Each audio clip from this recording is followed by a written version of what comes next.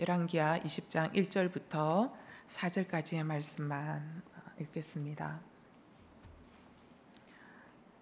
네, 한 절씩 서로 좀 나눠서 교독하도록 하겠습니다. 열왕기하 20장 1절부터 4절까지입니다. 제가 먼저 읽겠습니다. 그 즈음에 히스기야가 병들어 죽게 됐습니다. 아모스의 아들 이사야 예언자가 히스기야에게 와서 말했습니다. 여호와께서 말씀하십니다. 내 집을 정리하여라. 내가 죽고 살지 못할 것이다. 히스기야는 얼굴을 벽 쪽으로 돌리고 여호와께 기도했습니다.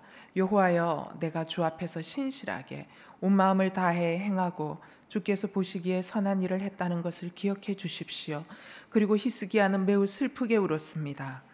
이사야가 중간뜰을 떠나기 전 여호와의 말씀이 그에게 임했습니다. 아멘. 네, 추석이 내일인데 이렇게 밤에 자리에 오신 여러분 곱절의 축복이 임할 줄 믿습니다. 네. 저희 나라가 한반도가 참 지정학적으로 어려운 위치에 있습니다. 그러한 지정학적으로 어려운 위치에 있다 보니까 저희 민족이 5,000년 역사 동안 참 많은 고난과 시련을 겪었던 민족입니다. 중국으로부터의 침입을 계속 당해야 했고, 또 남쪽 왜군으로의 침입, 일본으로의 침입도 계속 당해야만 했던 그런 민족입니다.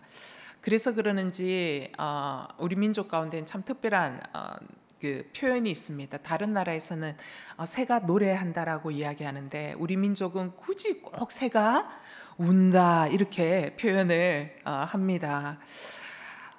우리 민족의 5,000년 역사 동안 울고 싶어도 울 수 없었던, 마음 놓고 울 수 없었던 그런 상황들, 울고 싶으나 마음을 다시 다잡고 살아내야만 했기 때문에 울음을 삼켜야 했던 그런 세월들이 계속 반복되었기 때문에 그렇지 않을까 싶습니다. 그래서 겉으로 울음을 드러내고 표현하지 못하고 억눌러 놓은 그 고통의 그 감정이 새가 노래하고 있음에도 불구하고 우리는 새 소리를 들으면서 마치 뭐라고 느껴요? 내가 울고 싶은데 네가 울어주는구나, 이런 생각으로 새의 소리를 듣고 새 울음소리다 이렇게 우리가 감정이입을 해서 표현합니다.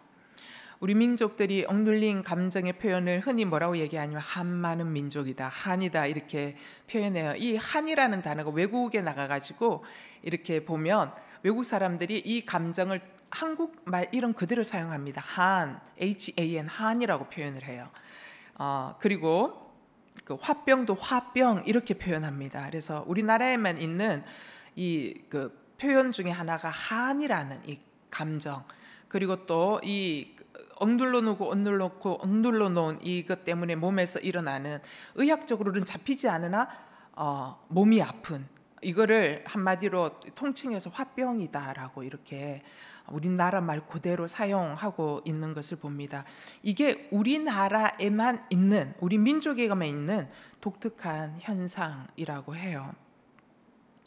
그래서 그러는지 이 땅에 복음이 들어왔을 때 주님 앞에 나와서 기도하던 우리 조선 사람들의 모습을 봅니다. 여러분, 성령님은 우리의 감정을 묶어두시지 않고 정직하게 표현하게 해주십니다. 그것이 터뜨려져야 우리가 살 수 있기 때문에. 그래서 이 땅에 복음이 들어와서 복음을 받아들였던 예수 그리스도의 사랑을 깨닫게 되었을 때 사람들이 그동안 꽁꽁 싸두어 두었던 내가 이렇게 수치스러운 사람, 내가 이렇게 억눌려야 했던 사람, 내가 이렇게 손가락질 받아야 했던 사람, 내가 맞아도 당연한 사람, 나는 굶어 죽어도 누구 하나 쳐다보지도 않을 사람, 나는 소 돼지보다도 못한 사람, 이렇다라고 스스로가 생각했던 사람들이 복음을 받아들이면서 내가 그렇게 하나님 앞에 사랑받는 사람이었어 라는 것을 경험하고 난 뒤에 비로소 자신의 가슴을 풀어놓고 울 수 있었던 그러한 모습들을 봅니다. 그러면서 이 조선인들의 기도 모습을 보면 어떤 거냐, 눈물의 기도였고 애통하고 부르짖는 그 기도의 모습 그 자체였다라고 선교사들은 선교 그 보고서에 보고를 기록하고 있습니다. 그 중에서도 특별히 가장 억눌린 삶을 살았던 것은 여인들의 삶이 아니었을까 싶습니다. 억눌리고 억눌려서 비참한 조선시대의 삶, 비참한 5,000년의 역사의 삶 가운데서도 더 비참한 더 아주 낮은 자의 자리에 서야 했던 여성들, 그렇기 때문에 대접받지 못하고 천대시 당했던 여성들의 삶은 더욱 그러했습니다. 그래서 이들이 하나님 앞에 나와서 기도할 때는 비통한 소리를 내면서 울면서 기도했습니다. 여러분 아십니까? 하나님은 이런 기도를 참으로 기뻐하십니다. 다윗이 쓴 많은 시편의 내용들을 보면 다윗이 하나님 앞에서 애통하며 통곡과 눈물의 기도를 드렸던 것을 봅니다. 그리고 그 기도의 내용을 다 기록했던 것을 봅니다. 하나님께서 그리고 다윗의 이 애통하고 비통하고 통곡의 눈물의 기도를 굉장히 기쁘게 받으신 것을 봅니다. 어떻게 알 수 있나요? 그의 기도의 내용과 그의 기도의 모습, 그걸 그대로 성경에 기록하게 하셨고, 그것이 너무나도 중요했기에 오늘날 우리에게까지 성경 말씀으로 이것이 우리에게 전달되어지도록 하셨다라는 것입니다.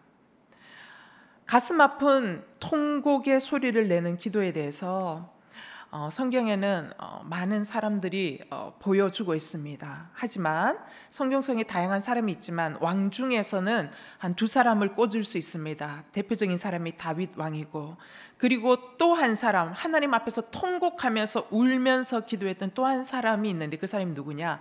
히스기야 왕입니다. 히스기야 왕의 기도는 어떤 기도였냐? 오늘 여러분이 읽었던 이 기도는 가슴 아픈 소리의 통곡의 기도였다라는 것입니다. 여러분, 히스기야가 어떤 왕입니까? 이 풍정등화와 같았던 나라를, 짓밟혔던 이 나라를 주변에 있는 나라로부터 구출해내고 아수르라는 대강대국, 초강대국이었죠. 그 소나기에서 오직 여호와 신앙 하나로 아무것도 없는 이 남유다가 아수르를 상대해서 승리하도록 승리로 이끌었던 왕이 바로 이 히스기야 왕입니다. 그런데 이 죽을 고비를 수도 없이 넘겼던 이 히스기야 왕이 아수르와의 이 승리의 감격도 아주 잠깐이고, 바로 이어 그가 죽을 병에 걸렸다라는 소식을 이사야 선지자를 통해서 네가 이제 곧 죽게 될 거다라는 선포를 듣게 됩니다. 그 부분이 1절 말씀입니다. 그 즈음에 히스기야가 병들어 죽게 됐습니다. 아모스 아들 이사야 예언자가 히스기야에게 와서 말했습니다. 여호와께서 말씀하십니다. 내 집을 정리하여라. 내가 죽고 살지 못할 것이다. 이게 웬 말입니까, 여러분? 청청병력과 같은 말입니다. 정말 눈물을 토하지 않을 수 없는 하나님으로부터 들려지는 너무나 서운한 말입니다. 이때 히스기야가 아무 소리 하지 않고 어떻게 합니까?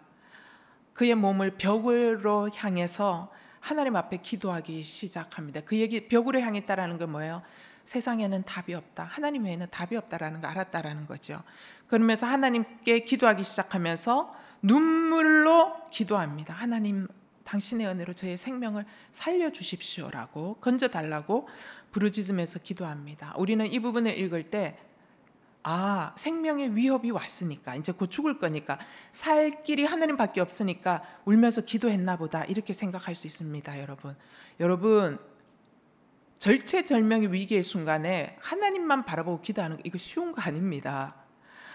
많은 사람들이 평소에 하나님과의 관계성이 없으면은, 평소에 하나님과의 기도 가운데서 주님을 만났던, 그래서 그 기도 속에서 넘을 수 없는 산을 수없이 넘어온 자만이 이 소식을 들을 때 아무 소리 하지 않고 바로 하나님 앞에 앉을 수 있는 것입니다. 여러분, 이러한 평소의 기도의 습관, 기도를 통하여 하나님의 능력을 구하고 기도를 통하여 하나님께서 일하시는 것을 보면서 수없이 많은 고비를 넘어오지 않으면, 아무것도 안 하고 하나님과 상관없이 있다가 너 죽을 거야 라는 얘기 들으면 99%의 사람은 어떻게 반응할까? 내가 뭘 잘못했다고 죽냐고, 그런 게 무슨 하나님이냐고, 이렇게 반응하기 쉽다라는 것이죠. 여러분, 히스기야처럼 벽을 대고 소망은 오직 하나님밖에 없다라고 바로 기도할 수 있는 이거는 쉬운 것이 아니었다라는 것입니다.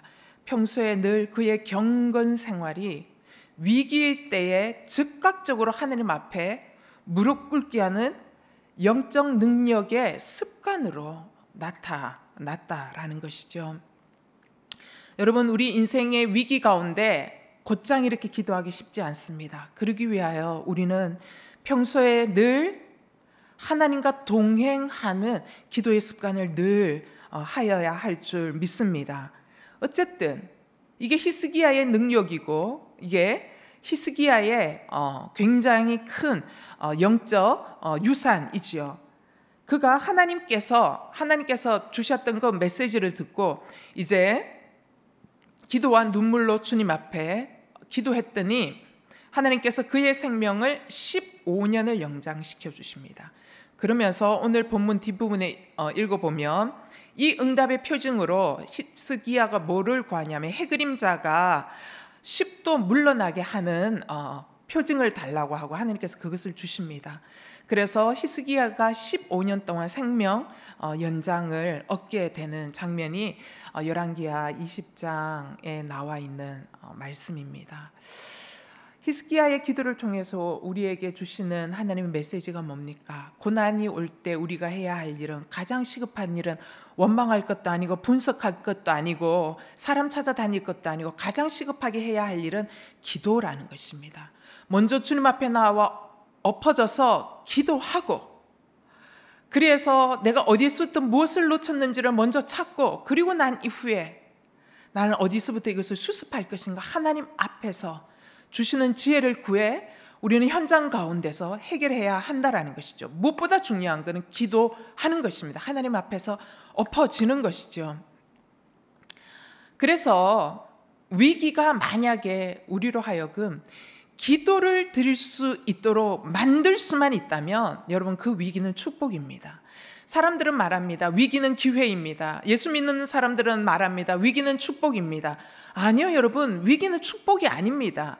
대부분의 크리스찬들은 기도하지 아니하고 하나님을 붙들지 않으면 위기는 망하는 겁니다. 위기는 그냥 위기입니다. 여러분, 어떻게 위기가 기회가 될 수 있겠습니까? 위기가 기회가 되고 위기가 축복이 될 수 있는 유일한 조건은 딱 하나입니다. 하나님의 능력의 손을 붙들어야지만이 그럴 때 그 위기는 축복이 되는 것이고, 그 위기가 내게 축복이었습니다라고 고백할 수 있게 되는 것이지요. 그래서 우리는 위기를 반드시 기도의 기회로 만들어야 합니다. 하나님, 우리에게 왜 위기를 주십니까? 나와 함께 손잡고 가라 라는 것을 우리에게 가르쳐 주시고 싶은 것이죠. 따라서 만약에 위기의 순간에 우리가 기도할 수만 있다면 우리는 낭망할 때가 아니라는 것이죠. 기도할 수 있다면 여러분, 우리는 아직까지 희망이 있는 것입니다. 자, 위기의 때를 만났다고 모든 사람이 전화위복의 축복을 누리는 것은 아닙니다. 위기의 때에 오직 기도할 때 기회가 되고 축복이 되는데, 야고보서 5장 13절에 이렇게 이야기합니다. 여러분 가운데 고난당하는 사람이 있으면 기도하십시오. 즐거운 사람이 있으면 찬송하십시오. 하나님이 말씀하십니다. 크리스찬 가운데 다 때가 있다라고 이야기합니다. 자, 우리 인생 가운데 고난과 위기가 닥칠 때 절망하고 좌절할 때가 아니라 주님은 뭐라고 약속하시냐면, 고난과 위기가 오면 그때는 기도해야 할 때다라고 말씀하십니다. 그리고 우리 인생의 순풍에 돛단 듯 모든 일들이 잘 풀리고 모든 매사가 즐겁고 신나는 일들이 일어날 때 주님은 그때 신난다 하고 흥청망청 교만하면서 살아라고 말씀하시지 않고, 우리의 모든 시기가 순풍에 돛단 듯이 갈 때 그때는 어떠할 때냐? 여호와 앞에 나와서 찬송하며 감사의 제사를 드려야 할 때라고 말씀하시는 것이지요. 자, 어쨌든 히스기야는 위기의 때가 왔기 때문에 그는 기도했습니다. 어떤 기도를 했습니까? 통곡의 기도를 했습니다. 여러분, 통곡의 기도는 어떤 기도입니까? 감정이 담긴 기도입니다. 오늘 여기 3절 말씀에 보니까 이렇게 기록하고 있습니다. 여호와여, 내가 주 앞에서 신실하게 온 마음을 다해 행하고 주께서 보시기에 선한 일을 했다는 것을 기억해 주십시오. 그리고 히스기야는 매우 슬프게 울었습니다. 왕이었는데 너무나 구슬프게 울었다라는 거예요. 서럽게 울었다라는 것입니다. 여러분, 히스기야가 이렇게 서럽게 우는 이때의 나이가 몇 살이냐? 39세입니다. 그가 25세에 왕으로 즉위합니다. 14년 동안 풍정등화와 같은 이 나라를 여호와 신앙으로 고비고비를 지나온 왕이었습니다. 그리고 아수르와의 대항에서도 주님의 능력으로 18만 5천 명이 죽고 그가 대승을 한 것이죠. 이런 상황에서 그가 죽을 병에 걸린 겁니다. 여러분, 히스기야는 태어나서부터 지금 39세까지 그의 인생이 늘 고난과 위기 속에 살아왔습니다. 우리가 그것을 어떻게 추측해 볼 수 있느냐? 그 아버지 아하스 왕을 통해서 좀 알 수 있습니다. 그의 아버지 아하스 왕이 있습니다. 아하스 왕은 남유다 왕들 중에서도 매우 악한 왕에 속했습니다. 그 사람은 남유다 왕이었지만 북이스라엘의 아합의 길로 동일하게 걸어갔던 왕이었습니다. 이 사람은 얼마만큼 악했느냐? 자기 몸에서 태어난 왕자들을 이방신의 제물로 불태워서 제물로 드린 왕이었습니다. 굉장히 악한 왕이죠. 인신 제사를 드린 거예요. 불태워 죽입니다. 어린 아이를 불태워 죽이는 것이죠. 이게 북이스라엘 왕들이 하던 모습이거든요. 자기가 복을 받을 수만 있다며 기꺼이 자기 아들도 불태워 죽이는 그러한 길을 따라갔던 것입니다.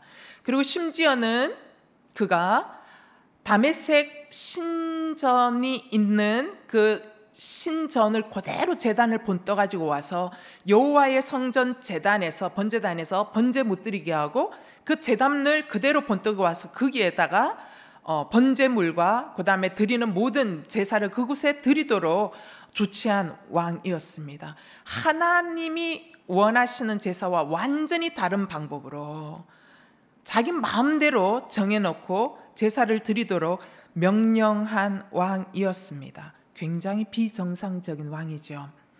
이런 비정상적인 행위를 하는 사람이 히스기야 왕의 아버지였습니다. 그 아래에서 태어나서 그 아버지의 비정상적인 악행을 늘 보면서 성장했던 아들입니다. 그리고 자신의 형제들이 이방신의 제물로 불태워지는 것을 봐야 했던 아들입니다. 그리고 그 스스로도 어때요? 나도 언제 저렇게 불태워 죽임을 당할지도 몰라 라는 두려움 속에서 시간을 보내야 했을지도 모릅니다. 그렇기 때문에 히스기야는 어쩌면 성경 속에는 나와 있지 않지만 우리가 상상력을 동원해서 성경을 읽을 때 짐작해 볼 수 있는 것은 그가 늘 평소에 항상 숨죽이고 조용히 생존해야만 했던 사람이었을 겁니다. 그러면서 그는 아버지를 통해서 뭘 봤냐? 하나님을 버렸을 때 하나님을 버린 그 사람이 얼마나 광포해질 수 있고 얼마나 살인적이며 얼마나 비정상적일 수 있는지를 눈으로 봐왔어요. 그리고 나라가 끝도 없이 추락하는구나 라는 것을 지켜봐왔습니다. 그렇기 때문에 그는 왕으로 등극하면서 철저하게 하나님을 찾습니다. 철저하게 하나님을 붙듭니다. 그가 어떻게 25세가 된 이후에 이러한 놀라운 개혁을 할 수 있었을까? 하나님 신앙 없이 이 개혁은 할 수 없거든요. 이 얘기는 뭐냐면 그가 25세의 왕으로 등극하기 이전부터 그는 야훼 신앙을 숨죽여서 늘 야훼를 경외하는 신앙을 가졌다라는 것이죠. 그리고 두렵고 염려되고 생명의 위협이 느꼈을 때마다 아마 히스기야는 하나님께 기도했을 것입니다. 하나님, 우리의 이 많은 모세 오경이 쓴 이 율법서들을 볼 때 하나님의 말씀들을 지킬 때 반드시 하나님은 축복 주신다라고 약속하셨던 그 하나님, 그리고 그 여호와 하나님의 길로 행할 때 하나님 그와 함께 하겠고, 그죠? 어떤 적들도 당해낼 수 없다라고 약속하셨던 그 하나님 아마 신뢰했던 것 같아요. 그래서 그의 25년의 여호와와 동행했던 그 신앙 그대로 그가 25세에 등극함과 동시에 놀라운 개혁을 일으킵니다. 자, 이러한 히스기야, 여러분, 그렇던 히스기야가 25세의 왕으로 등극하면서 39세가 될 때까지 아버지가 다 말아먹은 나라를 하나씩 합니다. 여러분, 나라 전체가 이 우상 숭배에 쩌들었고 그랬던 그거를 히스기야가 다시 개혁할 때는 여러분, 우리나라도 뭔가를 하나 개혁하려면 얼마나 힘이 듭니까? 여러분, 굉장히 힘든 작업이죠. 이런 고비들을 정말 애를 써서 합니다. 그리고 나서 나라가 이제는 정말 안정권 위에 올라온 것이죠. 그랬는데 죽을 병에 걸렸습니다. 고난과 고통의 시간을 견뎌온 히스기야. 그런데 하나님 하나 붙들고 여기까지 왔는데 그에게 주어진 결말이 죽을 병에 걸려서 죽는다는 것. 여러분, 게다가 자녀도 없었습니다. 히스기야에게. 여러분, 이게 말이 됩니까? 히스기야 굉장히 슬펐던 것 같아요. 그동안에 39년의 세월이 한꺼번에 몰려왔던 것 같아요. 죽을 힘을 다해 영적 개혁을 하고 풍정등화의 나라 위기 앞에서 기도로 넘을 수 없는 산을 수도 없이 넘었는 그가 맞이한 것이 죽음이라니. 죽음의 위기 앞에 히스기야의 선택은 가슴 찢는 눈물의 기도였습니다. 그러면서 슬프게 울면서 기도합니다. 자, 이 히스기야의 기도의 내용이 너무 잘 나와 있는 게 이사야 38장 14절 말씀입니다. 이사야 38장 14절 말씀 한번 올려주시겠습니까? 읽어보시겠습니까? 시작. 내가 제비처럼 학처럼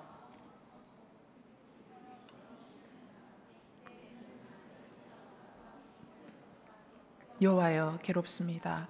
저를 도와주십시오. 여러분, 제비처럼 학처럼 아우성쳤대요. 비둘기처럼 신음했대요. 내 눈은 하늘을 쳐다보다가 피곤해졌대요. 왜 피곤해졌을까? 너무 울어서. 예. 그러면서 주님 앞에 얘기하는 괴롭습니다. 저를 도와주십시오.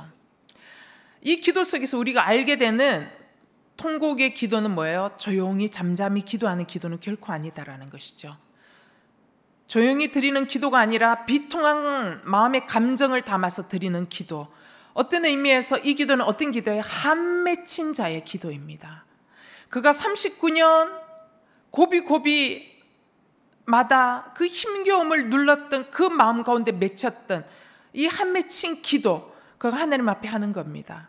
여러분, 가끔 기도를 할 때 서러워서 우시는 분들이 있습니다. 우리가 나라와 민족을 위해서 중보하며 또 열방을 위해서 중보할 때도 나도 모르게 서럽게 막 울 때가 있습니다. 그거 성령님께서 내 안에 기도의 영을 주셔서 그 나라와 그 민족을 위해서 울게 하시는 기도거든요. 그러면 어떤 때는 정말 방성대곡하면서 이게 멈추지 않고 기도하는 경우도 있습니다.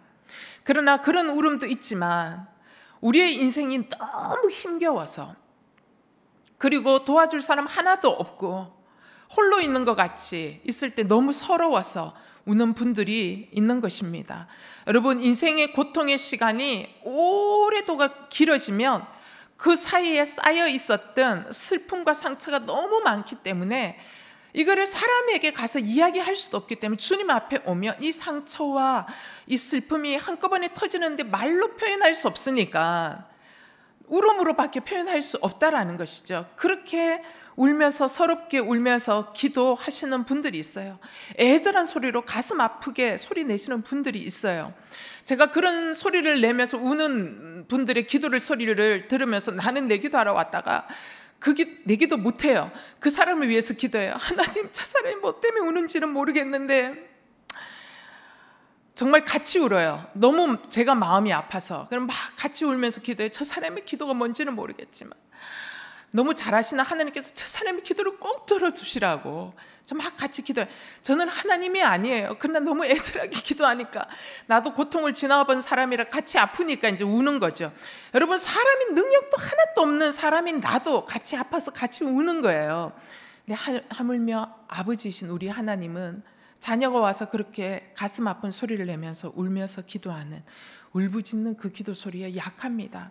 여러분, 여러분의 자녀가 애통하면서 울면서 엄마를 찾으면서 여러분 그런 소리를 듣는다 생각하면 여러분 맨발로 안 달려나갈 엄마가 어디 있습니까? 여러분, 마찬가지입니다. 하나님은 가슴 아픈 소리를 내며 우는 우리 울부짖는 소리에 약하십니다.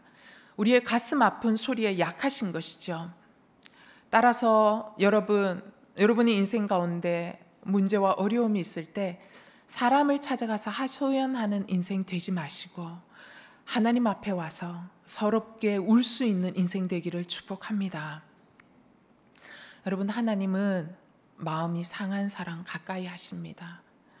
중심에 가슴을 찢으며 애통해하는 사람을 구원해 주십니다. 다윗이 말씀합니다. 시편 34편 18절 말씀에 이렇게 이야기합니다.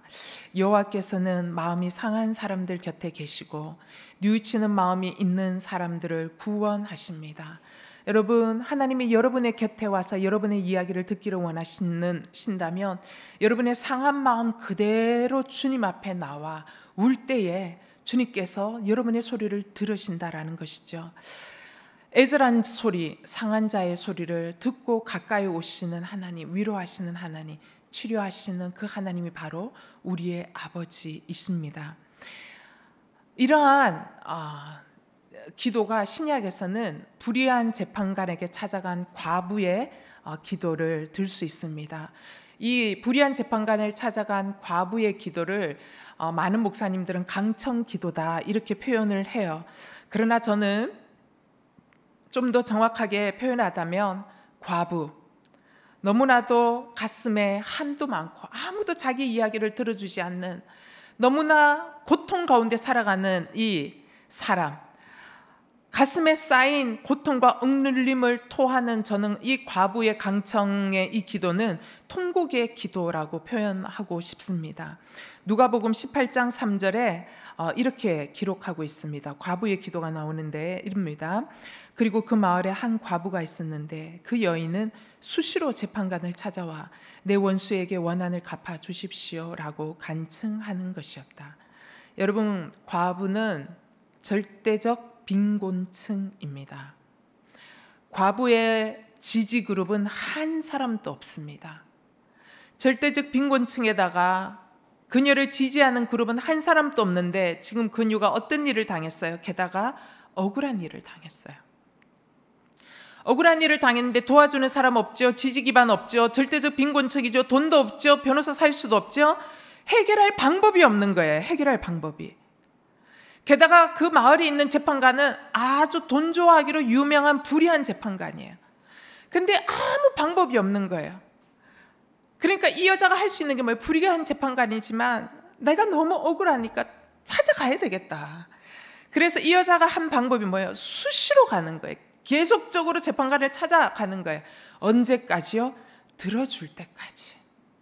얼마나 억울한 게 많았으면, 얼마나 가슴 속에 쌓인 한이 많았으면, 얼마나 많은 상처가 있었으면 들어줄 때까지 가는 거예요. 여기에 예수님이 말씀하신 이 예화죠. 예수님이 기도를 가르쳐 주시면서 하신 예화인데 여기에 수시로라는 이 말 안에 어떤 것이 담겨 있습니까? 이 여자가 지금 너무나도 절박하고 너무나도 간절한 심정을 갖고 있다라는 단어가 수시로 찾아갔다라는 이 단어 속에 들어 있습니다. 여러분, 절박하고 간절한 심정은 어떤 거냐? 기도 속에 강한 감정이 담겨 있다라는 의미입니다. 예수님께서 제자들에게 이 기도를 가르쳐 주시면서 주신 이 말씀의 결론이 뭡니까? 누가복음 18장 7절에서 8절까지의 말씀입니다. 하나님께서 밤낮으로 부르짖는 그 택하신 백성들의 원한을 갚지 않으시고 오랫동안 모른 채 하며 내버려 두시겠느냐? 내가 너희에게 말한다. 하나님은 속히 그들의 원한을 풀어주실 것이다. 그러나 인자가 올 때 이 세상에서 믿음을 찾아볼 수 있겠느냐? 여러분, 밤낮으로 부르짖는다라는 이거는 뭡니까? 절박한 강한 감정이 없으면 불가능합니다. 밤낮으로 어떻게 부르짖습니까? 절박한 감정이 있어야 되고 밤낮으로 하려면 이 사람만이 유일한 해답이다라는 것을 믿어야지만이 그렇게 할 수 있다라는 것입니다. 여러분, 절박하고 간절한 심정으로 대안이 오직 하나님밖에 없음을 아는 자의 부르짖는 기도를 하나님께서 반드시 응답하여 주시겠다라는 것이 이 기도가 가르쳐주는 결론입니다. 하지만 더 진짜 결론은 뭐냐? 주님이 말씀하십니다. 그런데 이런 절박함으로 간절함으로 애통하면서 하나님의 도우심을 구할 수 있을 만한 믿음을 가진 사람들이 말세 때에 내가 볼 수 있겠느냐라는 것이 숨겨진 더 진짜 결론이라는 것이죠.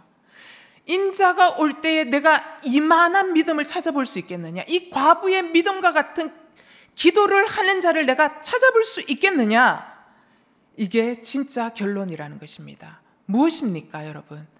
하나님은 절박한 심정으로 애통하면서 하나님 외에는 대안이 없고 하나님만이 답을 주실 수 있는 분이다라고 믿는 믿음으로 하나님 앞에서 울며 기도할 수 있는 자를 찾고 계신다라는 것이죠. 예전에 제 친구가 그런 얘기 했습니다. 야, 너는 기도할 때 왜 그렇게 소리를 지르며 기도하냐, 왜 이렇게 시끄럽게 기도하냐라고 얘기했습니다. 제 가슴을 후벼 파는 거죠. 예. 상처 위에 기스를 내는 소리입니다. 그 얘기가. 그래서 제가 그때 그 친구에게 얘기했어요. 살려고 그런다라고 얘기해서 한마디로.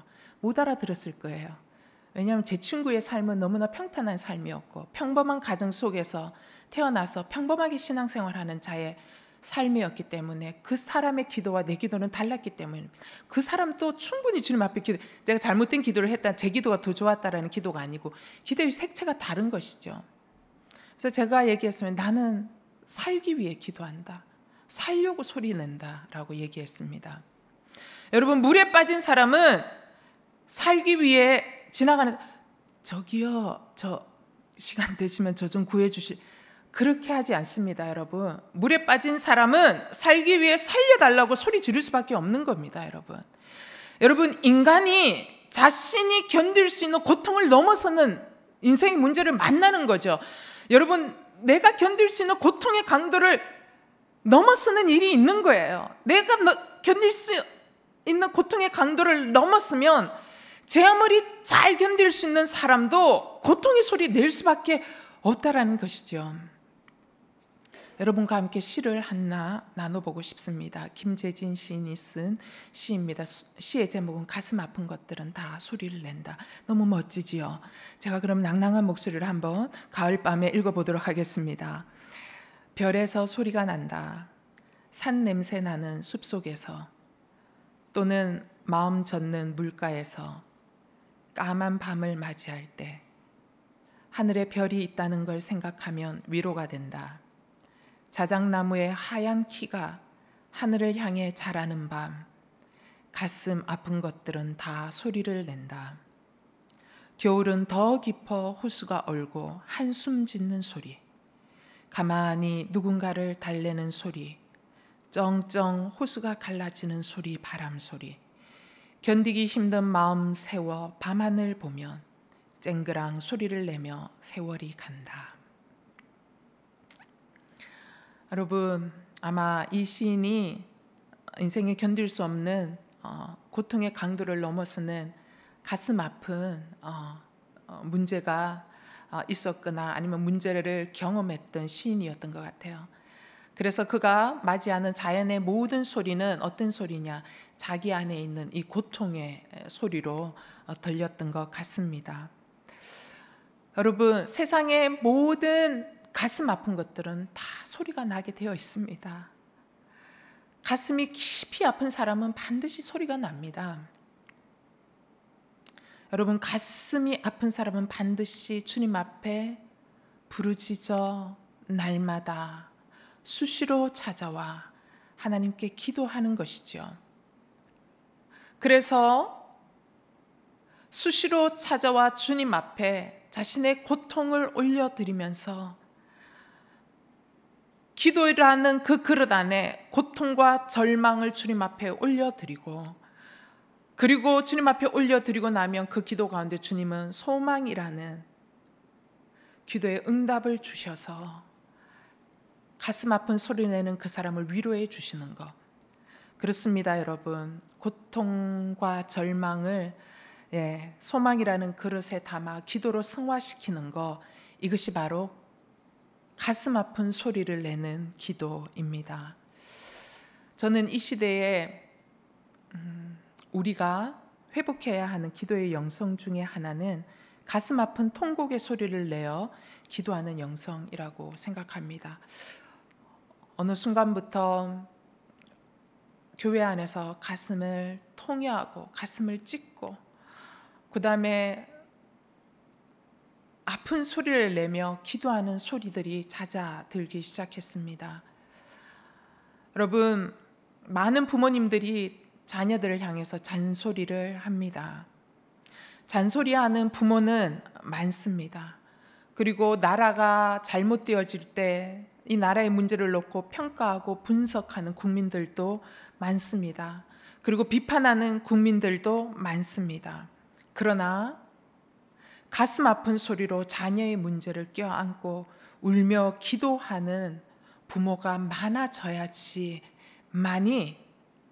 우리의 자녀의 미래에 놀라운 회복이 있다라고 저는 믿습니다. 그리고 이 나라를 놓고 평가하고 분석하고 비판하는 것도 중요하겠지만 사실 평가하고 분석하고 비판하는 것은 수십 년 동안 해왔지만 바뀌지 않았습니다.